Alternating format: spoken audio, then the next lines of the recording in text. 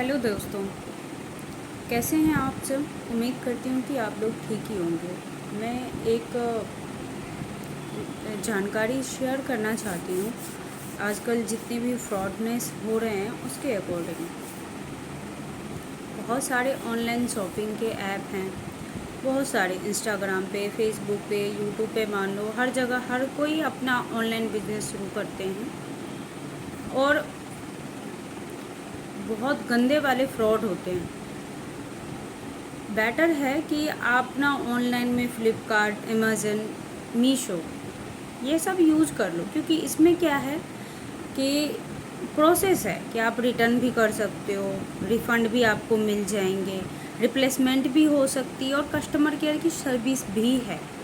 तो मुझे तो ये कहीं ना कहीं ठीक लगता है और ये भी अच्छी नहीं है, क्योंकि अगर आप ज़्यादा पैसों की चीज़ें अगर इन चीज़ों से भी मंगाते हो ना तो यहाँ पे भी फ्रॉड होता है। कुछ टाइम पहले अभी मैंने इंस्टाग्राम से एक फैशन ब्यूटी कलेक्शन नाम की आईडी है, उससे मैंने एक साड़ी मंगाया। 1800 की साड़ी है।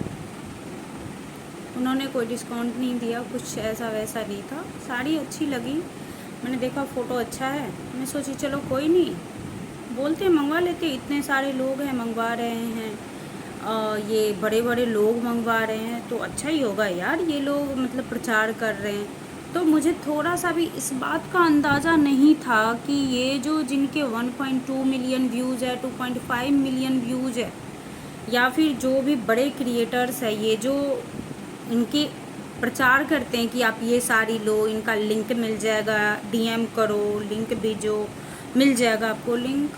तो मुझे अब रियलाइज़ हो रहा है कि एक्चुअली में ये लोग जो है ना, जिनके व्यूज़ ज़्यादा हैं, फॉलोअर्स ज़्यादा हैं, एक्चुअली ये कोलैबोरेशन करते हैं। इनको ये चीज़ करने के पैसे दिए जाते हैं, जो भी हो।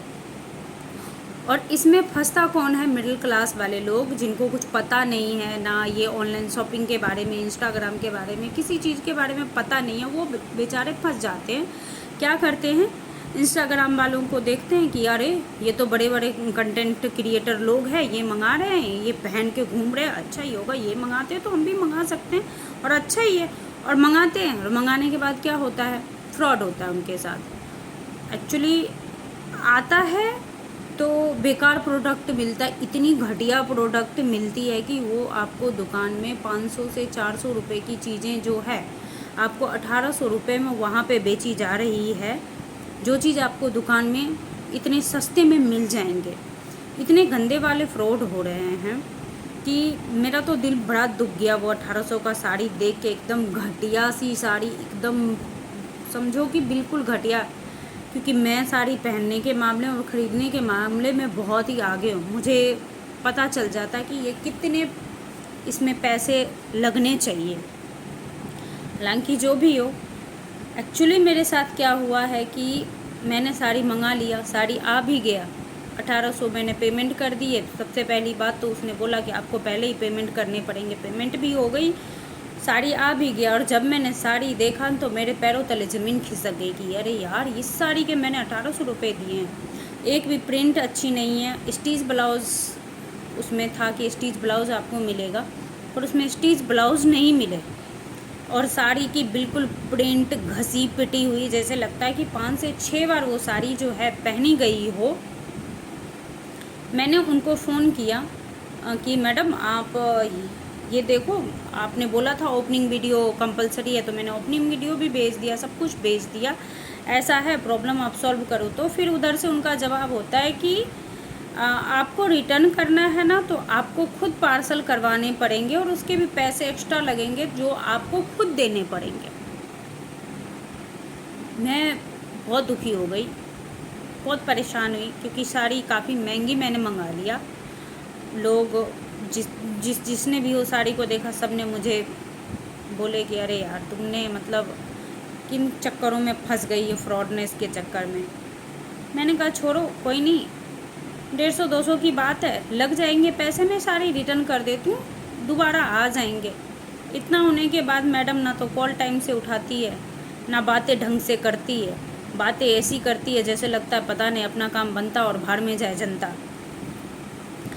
मैंने कहा चलो, सबसे पहले नवरात्रि से पहले ही मेरी साड़ी आ गई थी। 2-3 दिन तक उनका कोई रिस्पॉन्स नहीं था, कुछ भी नहीं था। ऐसा है, ऐसा हो ही नहीं सकता, आपको साड़ी तो अच्छी मिली है, ऐसा नहीं। मैंने कहा मैडम तुम खुद देख लो। मैंने वीडियो बना के उसको भेजा कि अब तुम खुद ही देख लो, इसके प्रिंट तो सारे सरे गले हुए हैं। मैं कैसे मान लूँ कि आप जो कह रहे हो वो सही और ये मैं जो कह रही हूँ वो सही है। इतनी बात सब सॉर्ट आउट हो गई। फिर नवरात्रि आ गई। मैंने उनको बोला कि अब मेरा काम करवा दो आप मुझे एक्चुअली दूसरी साड़ी तो दिखाओ। तो अच्छा, मेरे में ये ऐसा सिस्टम नहीं होता है कि हम आपको वीडियो कॉलिंग करके कोई दूसरी साड़ी दिखाओ। आप रिटर्न वहाँ से आप पहले पार्सल भेज दो, आपका पार्सल मेरे पास आ जाएगा, फिर हम सोचेंगे। मैंने कहा तू बाहर में जा, तू तेरे पैसे ले, तू तेरे साड़ी भी ले, कोई बात नहीं, मैं तेरे साड़ी में पार्सल करवा दूँगी। और मोस्ट इम्पोर्टेंट उनकी बातें, नवरात्रि का टाइम चल रहा है, हम दुकान पे नहीं जा सकते हैं क्योंकि रास्ते में हिंदू एक्चुअली वो हिंदू हैं, नवरात्रि हम कर रहे हैं, कोई मुसलमान टच हो जाएगा, किसी मुसलमान का टाइम चल रहा है, ईद का टाइम चल रहा है, तो हम बाहर नहीं जा सकते, हम हिंदू हैं ना।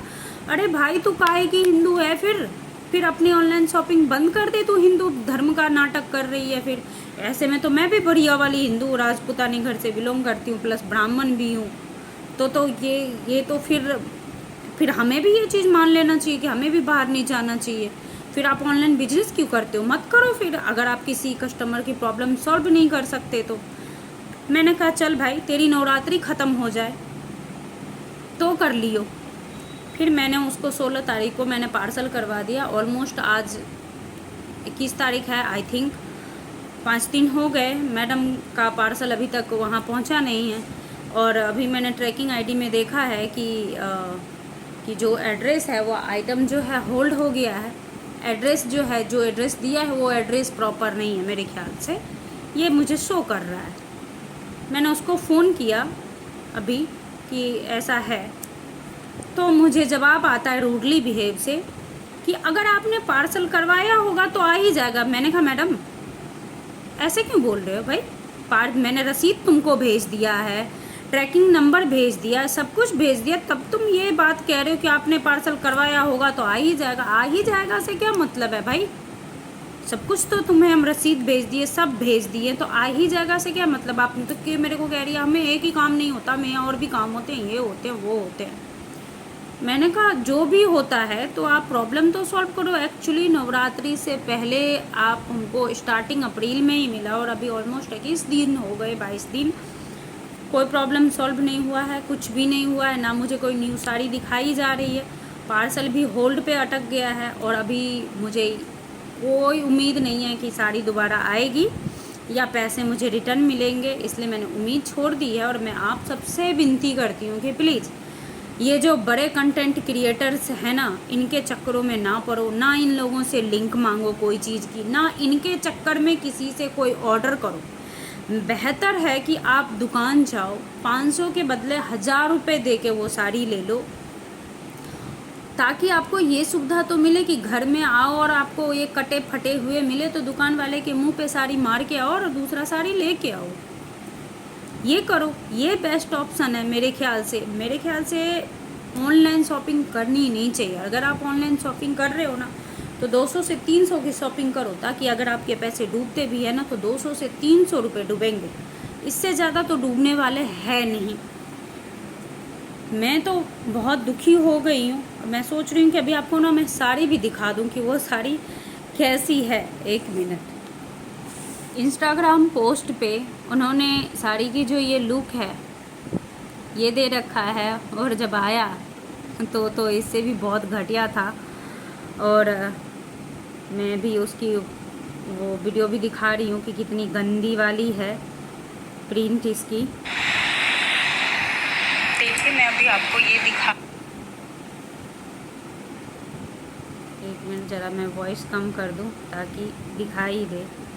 ये देखिए, इसकी मैं भी प्रिंट दिखाऊंगी। इसमें साड़ी प्रिंट निकली हुई है, साड़ी प्रिंट। मैंने उसको ये वीडियो भी भेजा, पूरी साड़ी में, पूरी में देखिए, आपको यहाँ थोड़ा नज़दीक से दिखाई देगा, ये देखिए, एक मिनट।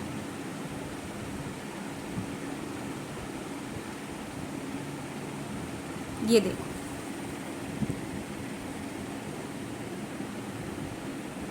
ये फोकस नहीं ले पा रहा है, पता नहीं क्यों।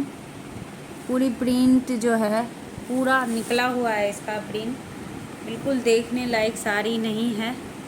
मैंने दे दिया है, उनको वापस भेज दिया है, अब पता नहीं। और ये देखिए, मैंने उनको, ये हमारा रसीद है, हमने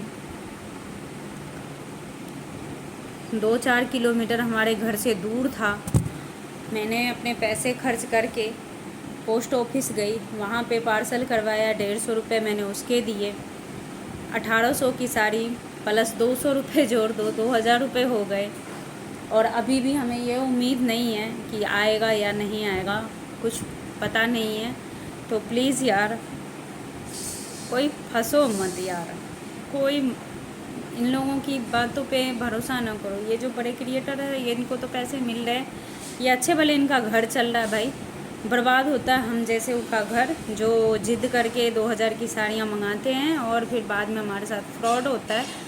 बहुत गंदी वाली फ्रॉड होती है, जिनका कोई अंदाज़ा नहीं लगाया जा सकता है। ये वीडियो मैं कोशिश करूँगी कि हर किसी को भेज दूँ, इंस्टाग्राम पे भी डालूँ और इसको यूट्यूब पे भी मैं डालने वाली हूँ। मेरा तो माइंड हैंग हो गया, मेरे को गुस्सा आ रहा है। मैं FIR की भी कुछ जानकारी इकट्ठी करी हूँ कि इन लोगों को FIR करके इन लोगों को सबक सिखाना बहुत ज़रूरी है, बहुत ज़रूरी है। और सबसे मुझे तो गंदी गाली देने का मन करता है ये जो कंटेंट क्रिएटर लोग हैं ना, इन लोगों को, कि ये लोग बिना सोचे समझे किसी चीज़ का प्रचार इस तरह से करते हैं, इस तरह से करते हैं कि बेईमानी और ईमानदारी तो भूल ही गए हैं लोग। मैं तो कभी नहीं कर सकती, भले मेरे घर में रोजी रोटी ना चले, मैं भले अमीर ना बनूं, मेरे घर में भले पैसे ना आए, पर मैं कभी भी किसी को गलत रास्ता नहीं दिखाऊंगी कि तुम इस रास्ते पे चलो और आगे जाके तुम कुएं में गिर जाओ। ऐसी रास्ता मैं किसी को नहीं दिखाऊंगी। लेकिन ये लोग, ये जो अमीर लोग हैं, ऑलरेडी अमीर हैं, पर इनको इतने पैसों की लालच भरी पड़ी है, सीने में आग इतनी लगी है कि इनको और हवस है कि और पैसे आए, और पैसे। और इनके पैसे आने के चक्कर में बेचारे छोटे लोगों की पूरी तरह से उनके इनकम, एक रुपए जोड़े हुए पैसे उनके जाते हैं। तो अगर कोई खुद को, अपने आप को उस जगह पे रख के सोचेगा ना, फिर पता चलेगा। मेरे लिए कोई ये नहीं है कि 2000 बड़ी बात है, गए कोई बात नहीं, मैं खुद नर्स हूँ, मैं खुद भी कमाती हूँ, हस्बैंड भी कमाते हैं, अच्छे भले घर से भी हूँ, आ जाएंगे पैसे। बट मैं अपने आप को उस जगह पे सोच के देख रही हूँ साइकोलॉजिकल, कि जिन लोगों को 2000 रुपये बहुत होंगे, जिनकी उम्मीदें बहुत होंगी, उनका क्या होता होगा भाई? वो तो बहुत रोते होंगे, बहुत परेशान होते होंगे। और ये लोग इतने रूडली बिहेव करते हैं, इतनी गंदे तरीके से जवाब देते हैं, बेचारे वो तो सुसाइड कर लेंगे भाई, क्योंकि उनके लिए उम्मीद और पैसे बहुत बड़ी चीज़ हैं। क्योंकि वो मान लो जिनके 200 रुपये की दिहाड़ी है, कहीं से 200 रुपये कमा के लेके आ रहा है, और उनको ये उम्मीद है कि हमें कोई अच्छी सी साड़ी मिल जाए, हमारा सपना पूरा हो जाए, और उनके साथ इतने गंदे वाले फ्रॉड हो जाए, सोचो उनके दिल और दिमाग पर क्या बीतेगी। तो इन लोगों को ये समझ में बिल्कुल नहीं आता है, बिल्कुल भी नहीं आता है भाई। मैं अगर फेमस क्रिएटर होती ना, तो सच में इन लोगों को थप्पड़ से मुंह में मार मार के मुंह को लाल कर देती, सुझा देती मैं कसम से। लेकिन मैं क्या करूं, बहुत ही मेरे हाथ बंधे हुए हैं, बिल्कुल हाथ बंधे हुए हैं। अगर मैं एक पहुंच पे होती ना, कसम से मैं 1 मिनट में चुटकी बजाते इनके घर पे जाती और उनको ऐसे ठीक करती ना कि ज़िंदगी भर ये याद रखते हैं कि फ्रॉडनेस होता क्या है। चलिए, बहुत लंबा मैंने वीडियो बना लिया है। जय माता जी, किसी के साथ फ्रॉड ना हो, किसी के साथ ऐसी दुर्गति ना हो, उनके पैसे वेस्ट हो, उनका टाइम वेस्ट हो, दिमाग वेस्ट हो, और जो उन्होंने सपने सजा के रखे हो वो वेस्ट हो।